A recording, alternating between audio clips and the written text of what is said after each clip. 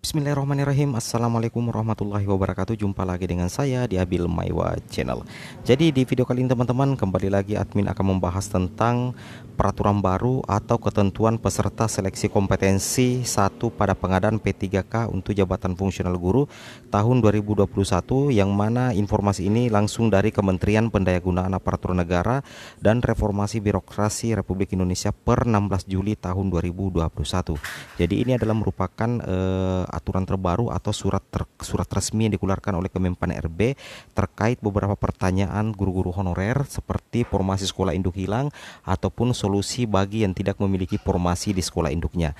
Nah, untuk part 1 ini admin akan membahas secara rinci tentang solusi guru honorer yang tidak memiliki formasi di sekolah induk agar bisa mendaftar di sekolah lain berdasarkan aturan terbaru dari Kementerian Pendayagunaan Aparatur Negara dan Reformasi Birokrasi Republik Indonesia per 16 Juli tahun 2021. Nah, di sini kita langsung ke aturannya saja. Untuk beberapa poin, mulai dari poin 1, 2, dan 3, itu masih berkaitan dengan peraturan Menpan RB nomor 28 tahun 2021 pasal 29 poin A, B, dan C.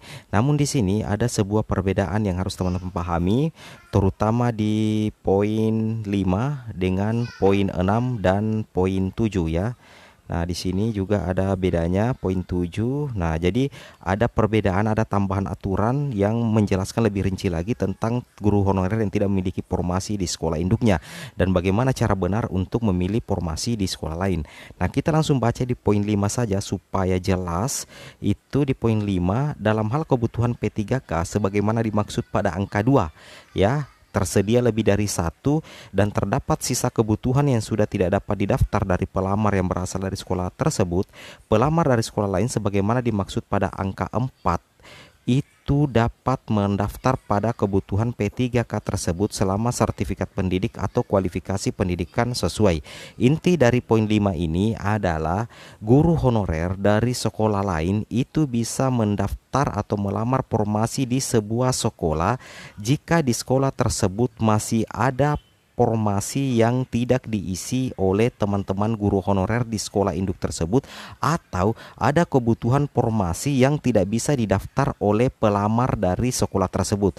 Penyebabnya apa? Bisa jadi pelamar tersebut tidak linear ijazahnya, atau justru bermasalah dengan sistem atau tidak bisa untuk mendaftar di sekolahnya tersebut. Jadi ada beberapa hal yang menyebabkan guru honorer itu tidak bisa mendaftar di sekolahnya sendiri.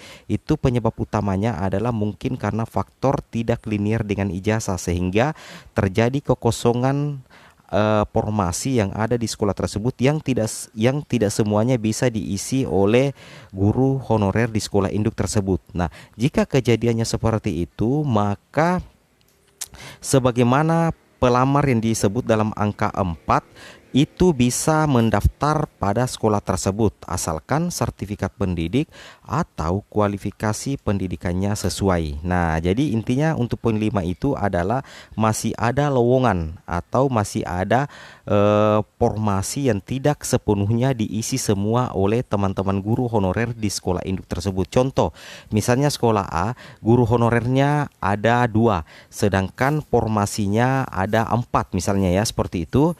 Jadi yang 2 ini otomatis mengisi formasi yang ada di sekolahnya, mengunci 2 formasi karena masih ada 2 formasi lainnya yang tidak diisi oleh teman-teman guru honorer yang ada di sana, maka secara otomatis guru dari sekolah lain itu bisa melamar di formasi tersebut asalkan linear dengan ijazah dan sertifikat pendidiknya. Seperti itu teman-teman ya.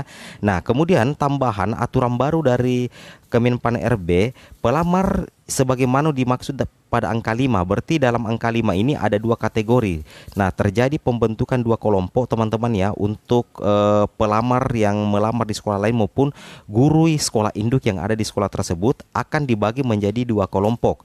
Kelompok pertama itu berarti kelompok yang berasal dari sekolah tersebut, sedangkan kelompok kedua berarti berisi pelamar yang berasal dari sekolah lain. Maksudnya, misalkan di sekolah A ada 4 formasi sedangkan guru honorernya 2. Berarti 2 guru honorer sekolah induk itu masuk kelompok pertama, mengunci masing-masing satu formasi 1 orang, berarti 2 formasi 2 orang. Sedangkan 2 formasi yang kosong yang tidak bisa lagi diisi oleh guru honorer yang ada di sana itu bisa didaftar oleh guru honorer dari sekolah lain dan masuk ke dalam kategori kelompok kedua. Nah, kelompok kedua itu akan bersaing dengan sesama guru honorer dari sekolah lain yang mendaftar di sekolah tersebut. Sedangkan kelompok pertama itu akan mengunci formasi yang yang mereka kunci masing-masing untuk bersaing dengan dirinya sendiri. Kalaupun cuma satu formasi 2 guru honorer, maka 2 guru honorer ini akan saling bersaing untuk memperebutkan satu kota yang ada di tempat itu ya. Salah. Intinya kan ada kelompok kedua, berarti memang formasi yang ada di sekolah tersebut lebih dari 1. Jadi seperti itu teman-teman ya. Jadi mungkin sudah jelas ya. Jadi saya ulangi, misalnya sekolah A 4 formasi, guru honorer 2, berarti 2 guru honorer ini mengisi formasi yang ada di sekolah tersebut. Nah, jadi 2 guru honorer akan mengunci formasi sekolah induk. Jadi masing-masing 1 guru honorer, 1 jatah formasi, 1 guru honorer, 1 jatah formasi. Jadi cukup 2. Sedangkan 2 formasi lainnya itu bebas diisi oleh guru honorer dari sekolah lain yang intinya linear dengan ijazah dan sertifikat pendidik. Nah, kemudian dalam tahap persaingan, kelompok pertama itu otomatis yang dilamar oleh yang mengajar di sekolah tersebut itu bersaing dengan dirinya sendiri. Sedangkan kelompok kedua yang berasal dari sekolah lain itu harus bersaing untuk memperebutkan posisi formasi yang mereka perebutkan di sekolah tersebut. Seperti itu. Nah, seperti itu ya. Jadi kelompok pertama ini tidak akan bersaing dengan kelompok kedua. Nah, sekarang kita lihat di poin 7 di sini lebih dipertegas lagi bahwa pelamar sebagaimana dimaksud pada angka 6 selanjutnya berkompetisi pada kelompoknya masing-masing.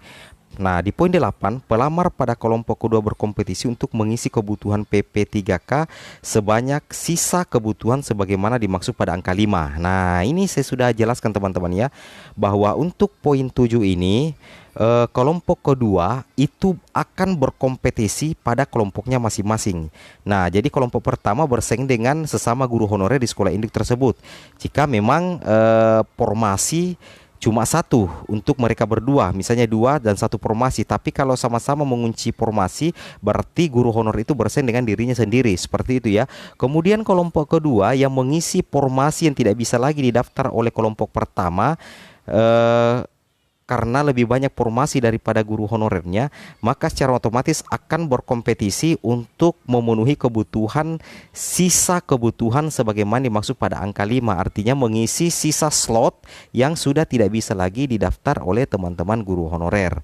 Nah, jadi intinya seperti ini teman-teman ya. Jadi kesimpulan video ini adalah tambahan dari Permenpan RB ini cukup memberikan pencerahan kepada kita tentang nasib guru honorer yang tidak memiliki formasi di sekolah induk.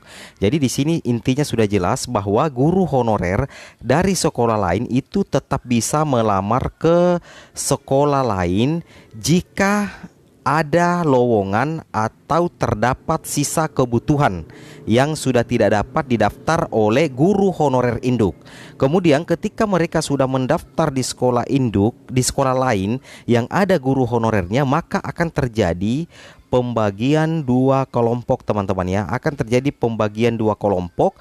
Kelompok pertama itu akan berisi pelamar yang mengajar di sekolah tersebut atau guru honorer inti. Sedangkan kelompok kedua itu berisi pelamar yang berasal dari sekolah lain. Seperti itu. Nah, kemudian bagaimana sistem kompetisinya? Sistem kompetisinya gampang sekali ya. Setiap kelompok itu akan berkompetisi pada kelompoknya masing-masing. Nah, kelompok pertama berkompetisi dengan guru honorer yang ada di sekolah induk tersebut dan tidak bisa bersaing dengan kelompok kedua. Kelompok kedua bersaing dengan sesama pelamar yang berasal dari sekolah lain untuk memperebutkan sisa kebutuhan yang dimaksud pada angka 5 atau sisa kebutuhan yang disediakan oleh sebuah sekolah. Seperti itu ya. Seperti itu bahasa sederhananya. Jadi ini adalah tambahan informasi dari peraturan Menpan RB nomor 28 tahun 2021. Jadi ada penambahan aturan teman-teman ya, yaitu adanya pembagian kelompok. Ada kelompok pertama dan ada kelompok kedua seperti itu. Oke teman-teman, mungkin cukup sampai di sini video informasi saya. Ini masih part 1 teman-teman ya. Semoga video ini bermanfaat dan jika ada kurangnya mohon dimaafkan. Assalamualaikum warahmatullahi wabarakatuh.